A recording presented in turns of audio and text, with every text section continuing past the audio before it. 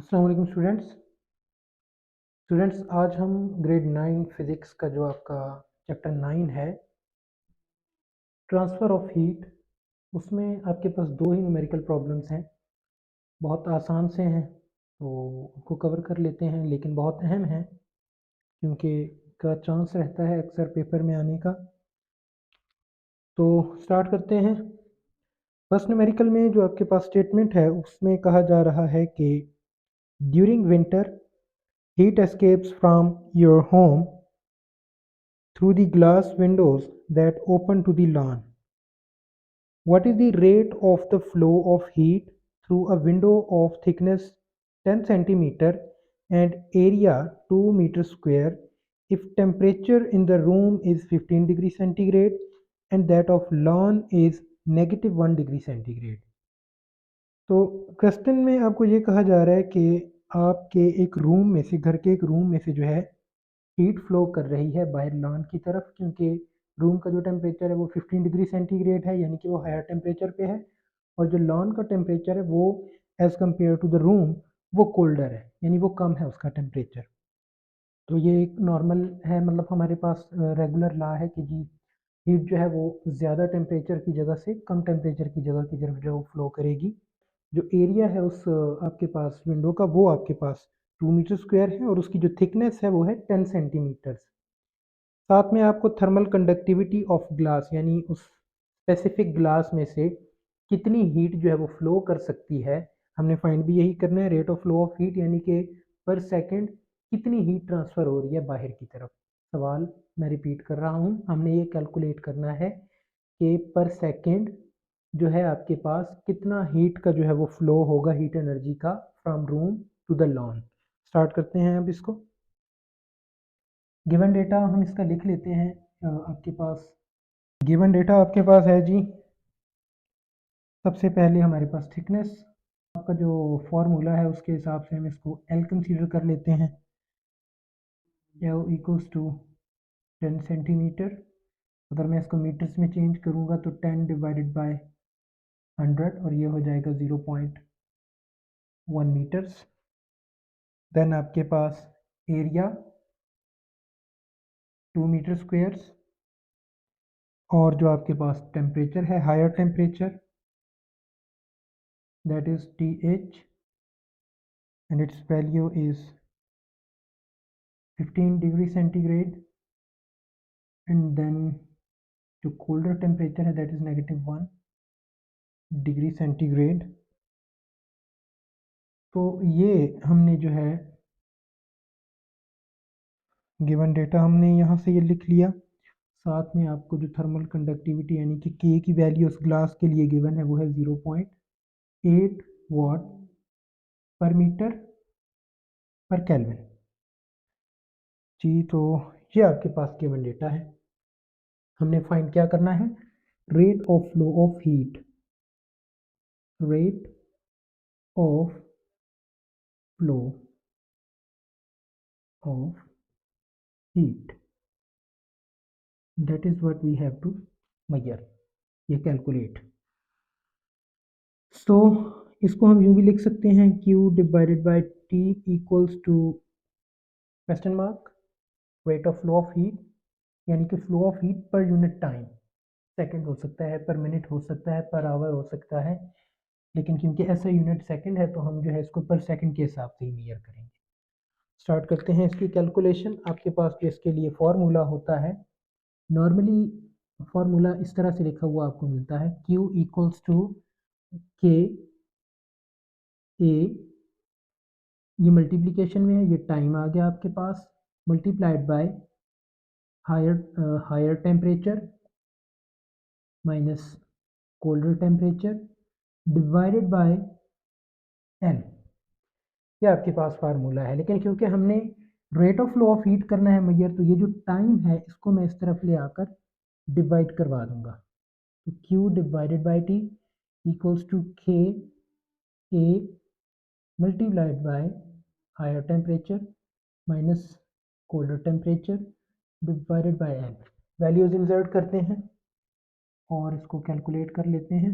Q over T के आपके पास 0.8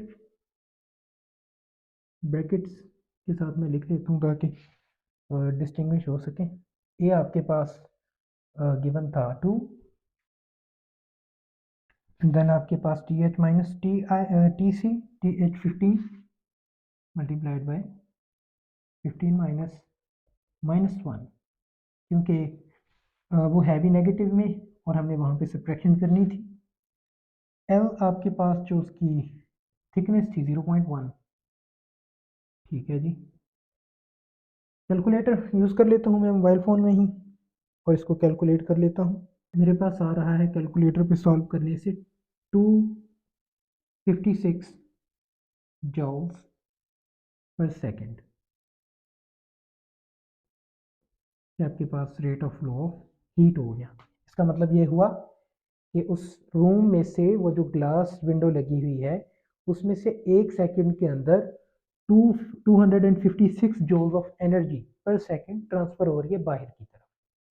second numerical की स्टेटमेंट है, कहते हैं calculate the amount of heat that flows through a copper rod. एक कॉपर रॉड है जिसमें से हीट फ्लो कर रही है और उस कॉपर रॉड की जो आपके पास थर्मल कंडक्टिविटी है वो गिवन है कि इक्वल्स टू 390 वाट पर मीटर पर केल्विन।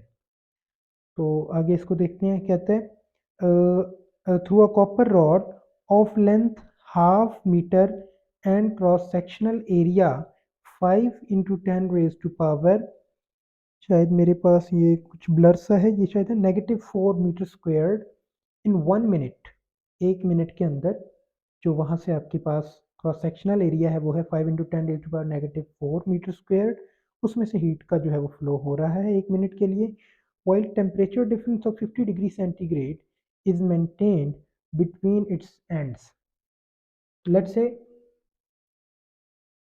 ये आपके पास अगर वो कॉपर रॉड है तो उसमें ये जो एंड्स हैं उसके उनमें जो टेम्परेचर का डिफरेंस है, लेट्स से ये आपके पास हायर टेम्परेचर था, वो कोल्डर टेम्परेचर था, इसमें जो टेम्परेचर डिफरेंस है delta T that is maintained up to 50 degree centigrade. ये जो है इसको मेंटेन करके रखा गया है, ठीक है जी। गिवन डेटा हम कलेक्ट कर लेते हैं। न्यूमेरिकल की स्टेटमेंट को मैं थोड़ा सा दोबारा एक्सप्लेन कर देता हूँ। एक हमारे पास कॉपर रॉड है जिसके एंड्स पे टेम्परेचर का जो डिफरेंस है उसको 50 डिग्री सेंटीग्रेड पे मेंटेन करके रखा गया है। उसकी जो आपके पास लेंथ है, मैं ये लिख लेता हूँ डेटा सारा। के की वैल्यू जो आपको गिवन है that is 300 and the temperature difference is 50 degree centigrade. all we have to do is to measure the amount of heat. Last question में हमने रेट ऑफ फ्लो फाइंड करना था।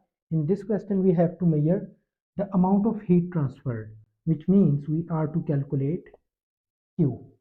Q is the amount of heat या heat energy कह रहे हैं। Start करते हैं इसको। तो जैसे मैंने कहा था, मैंने यहाँ पे स्टार्ट में आपको इसका फॉर्मूला लिख के दिया था। जनरली हम इस फॉर्मूला को, ये टी जो है राइट साइड पे रहने देंगे हम, तो ये हो जाएगा के A T into T H minus T C होना था, लेकिन क्योंकि हमें यहाँ पे डेल्टा टी की वैल्यू गिवन है, डिफरेंस इन टेम्परेचर गिवन है, तो मैं डेल्टा टी ओवर एल कर दूंगा। के is 390, A is given to us as 5 × 10 raised to the power -4, and then we have the time which is 60 seconds, and apart from that we have delta t that is 50 degree, and finally we have length which was 0.5. So I'll use the calculator in my cell phone and then we'll calculate which value do we get for this specific numerical. So 390, ये मैंने solve किया तो मेरे पास answer आ रहा है 1170 joules. So we can say that in that copper rod the amount of heat which is flowing from the hotter, like from the higher temperature end to the colder temperature end, it would be 1170 joules. ठीक है जी, हमारे पास 1170 जॉल की energy जो है, जैसे हमने assumption लगाई है कि ये हायर एंड होगा, हायर टेम्परेचर का, और ये कोल्डर टेम्परेचर का, तो जो हीट का फ्लो हो रहा है वहाँ से वो 1170 जॉल्स होगा इन 1 मिनट। ये हमने 1 सेकंड के लिए नहीं कैलकुलेट किया, और इस न्यूमेरिकल में हमने रेट ऑफ हीट फ्लो भी नहीं कैलकुलेट किया, हमने जस्ट ये कैलकुलेट किया है कि कितनी हीट एनर्जी जो है वहाँ पे फ्लो कर रही है। ठीक है बच्चों, ये आपके पास दोनों न्यूमेरिकल्स थे, उम्मीद है आपको समझ आई होगी।